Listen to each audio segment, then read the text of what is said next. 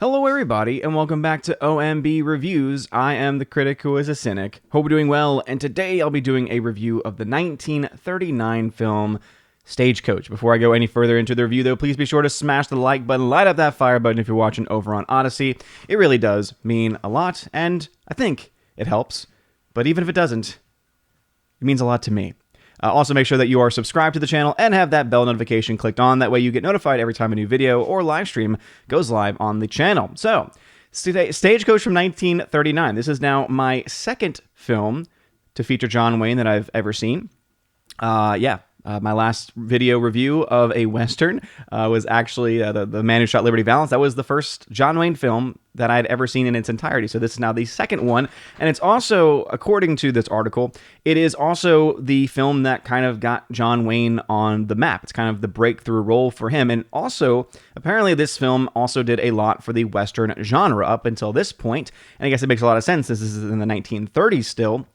Up to this point, Westerns were mostly seen as a B-movie styling, mostly seen as films that were just more so fluff, right? The films that would be before the main feature. But Stagecoach by John Ford here is actually the one that really lifts it up, that actually really brings the genre and fleshes out the genre enough so that eventually it sets the stage for many other Westerns and mainstream Westerns and A-level style Westerns to be able to come to the forefront. And it's really cool to kind of witness, in a way, a lot of cinematic history in this one film alone about the power that this film had. And I will say that, for the most part, I thoroughly enjoyed this movie. And so it's really cool to have now the second old school Western under my belt and actually still enjoying it. Still think I'm preferring the Japanese styling of the Western genre a little bit more. Again, I really just am much more interested in, I guess, the samurai genre and that history than I am in American Western history. But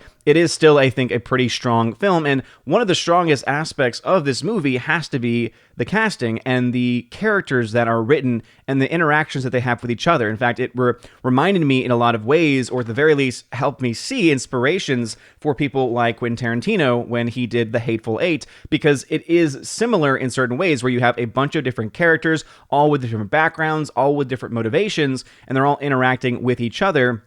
Obviously on the actual stagecoach itself, but then also there's several scenes and moments when they are in a location inside a building talking to each other, and the atmosphere of how they treat one another. In fact, especially when it comes to the main female character played by Trevor, who is I guess you could say, a former prostitute, and how they treat her and how they view her in this way. She plays the character known as Dallas, and how differently she is treated by John Wayne, because he is also an outcast, right? He is also someone who has broken out of prison to try and get revenge on a gang who killed his father and his brother. And so you instantly empathize with him and what he's trying to go through, and really both of these characters, because you see that both of them are lost. Both of them have made mistakes. Both of them have, obviously kind of sinned, and they're finding almost redemption in one another, to the point where he actually offers and wants to and seeks to marry her, as well by the end of the film. And I don't know, it's really a powerful moment, and really just a powerful story in that way about how they were interacting with each other. There's also this other weird character that was probably the one who I think I wish would have been a little bit more fleshed out. He's kind of the gambler character who was really much in love with a woman who was already married, and who we find out later in the film was also pregnant. And we see, obviously, the woman pass out and actually give birth to this child, and how he is wanting to take care of her. We find out that some of the motivations likely because of the relationship that she had with her father, and how he was a soldier under her father during the Civil War. And so he kind of, I guess, feels connected to her in that way. But then there's also that romantic attachment to her as well, because he says at one point in the film, oh, she's an angel. Have you ever seen an angel before? And so, I don't know, it was kind of like a weird relationship, I guess, in that way, because she's very clearly in love with her husband, because she's willing to risk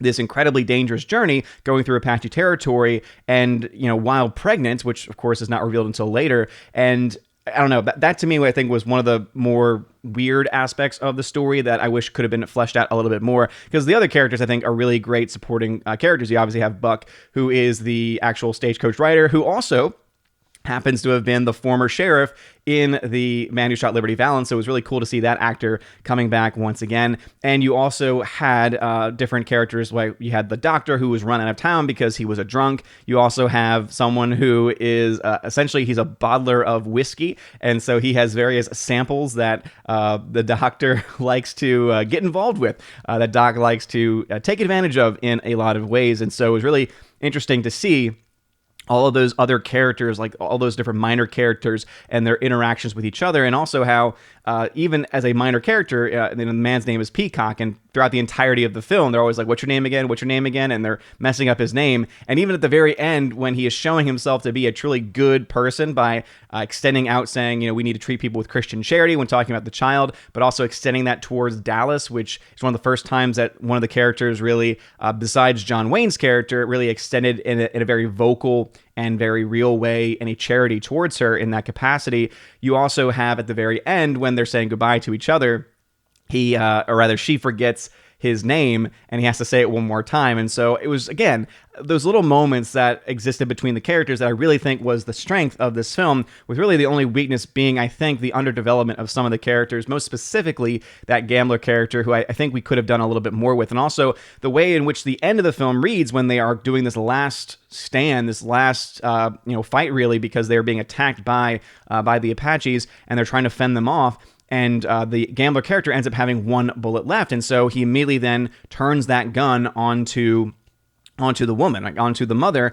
And in the description of the plot, it says that, she's trying to save her from being captured by the Apaches. And I understand that. I just think that the read of the actual film itself, I don't think it really conveyed that nearly as clearly as it may have wanted to, because it almost seemed like, part of me was like, is there another motivation that I missed or will be revealed later on? Like, was he just doing this because he was trying to maybe get vengeance or revenge or something? But it ended up being more so just based on the plot synopsis. No, actually, instead, it was the fact that he was trying to save her from being captured. And I'm like, okay, again, I get that to a point, but I just don't think it really translated nearly as well. One thing that did translate pretty well, and almost every time that it happens, is all of the stunt sequences in this film, most especially that final one. I think that's that final sequence when the stagecoach is going at full speed, and you have all of these different Apaches on horseback, shooting arrows and shooting guns, and obviously the stagecoach trying to defend itself with all the different characters and people. That whole sequence is just so amazing and filled with great stunt sequences that it really is, I think, worth commending. And I think it's that sequence especially that really raises this film and really raises the Western genre to where it needed to be in order to kind of go away from and leave that B-level film behind it, because it showed this level of complexity, and it showed this level also of care put in by the director, put in by all of those people involved to make this look as good as possible. Now, there's some sequences I think that don't age nearly as well, because obviously this was very early on in the age of visual effects, and so there's times when you can clearly tell that there's something being, played, projected behind them, false backgrounds, things like that. And obviously those are moments where you're like, okay, this is the time period. And then there's other moments too where, especially there's a couple of moments where they're showing kind of like a back and forth. And on one side, you have characters that are clearly in an actual scene with actual like scenery behind them and buildings behind them. But then there's other sequences where they then flip back to the other side, like from their perspective. And then you have an actor, specifically there's a sequence with John Wayne specifically where you can tell he has like a false background behind him. That was a little bit distracting for me, and I've never really liked, even in modern day filmmaking, when they do that, when you can clearly tell that an actor is in front of a screen and something like that. I've never really been a big fan of it, but once again, that is obviously the technology that they had at the time, and I can make the same complaint really about one of my favorite films of all time, Casablanca, when they're in the car and the flashback sequence when it's clearly not them driving and the background is literally fading on to different things as they are not fading with the actual transition of scenery either. So I guess I can kind of let that go, but hey, I give my honest opinions here on the channel, and so I wanted to also give my honest opinions about that. So overall, you got a great story. You got pretty solid acting in here. John Wayne, of course, doing a breakout performance, and I thought he did a great job in this way. Pretty good writing as well as far as the characters and the character development, and a lot of really strong performances from a lot of these supporting characters as well, especially from Claire Trevor playing Dallas. Apparently, this film has been remade a couple different times in the 1960s and other places. There's a TV version with Willie Nelson, apparently, and I was like, I don't know if I'd want to see that. Also, it looks like it kind of adds characters to the story. I don't know if that was a part of the original story and they've just adapted it, and the adaptations are just a little bit different because this is based on the stage to Lordsburg, which is, of course, where the big shootout happens at the very end as well, which was also a pretty cool moment to see, and the way that John Wayne's character is able to approach that as well. But what are your thoughts about Stagecoach from 1939? Let me know in the comment section below. And I will say, because I just remembered I forgot to give this film a grade, I will give this film an A-. Again, I thought it was a very strong film. There's just really a couple of moments where I was like, did you really have to use this technology at this time? Did you really not have a real background that you could have used on this day? But in the end, it's a very strong film from a writing perspective, from a performance perspective as well. And I had a lot of fun with it. So what are your thoughts? Now you can let me know your thoughts in the comment section below, especially that pinned comment at the very top if you're watching over on YouTube. But of course, let me know your thoughts on Odyssey and on Minds.com as well. If you like this video, smash that like button, light up that fire button if you are watching over on Odyssey. It really does mean a lot. The shout out video today will be still from June, as I'm waiting for Patreon Subscribe Star to officially update with who is still here and who is not here, because sometimes it doesn't tell you right away, and sometimes it takes a day or two for things to process. So be on the lookout for a new updated July video. And that reminds me, I'm going to go ahead and shout out Harold Francis at this time. So shout out to you, Harold Francis. Once I do record the July video, you will be officially a part of that. But anyway, you all have an amazing and beautiful day. Have a wonderful day. And as always, God bless.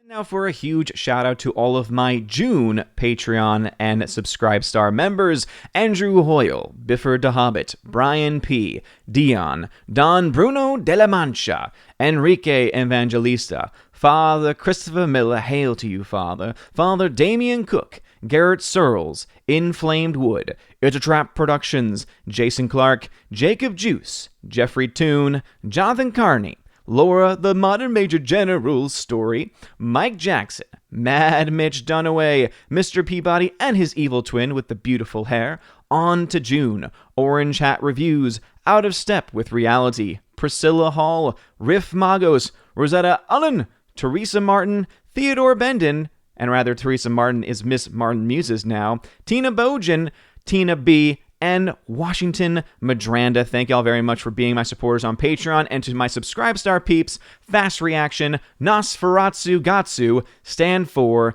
John B., Perpetual Punster, Mr. Roy, Glinzer, J. Alex McCarthy Jr., Dean Heiss / The New Number 2, J. Rod the Beer Guru, Nevanon G. Adams, and ZK Man. Thank you all very much for being my Subscribe Star members. And if you want your name shouted out at the end of every video and live stream, please consider joining on Patreon or Subscribe Star. You also get access at other tiers to things like a bi-monthly podcast, bi-weekly, twice a month podcast that I do with John the Flick Pick Flickinger, which is a lot of fun. There's also a tier in which you can join me once a month for the Chosen of Valhalla live stream, where you all get to, at that level, join me for discussions, talk about any projects that you might be working on, or just hang out and have a good time. It's a lot of fun. And also, too, for many of those levels, you also get access to a giveaway section on the Discord server, where you get access to giveaways of things like 4K movies, digital codes,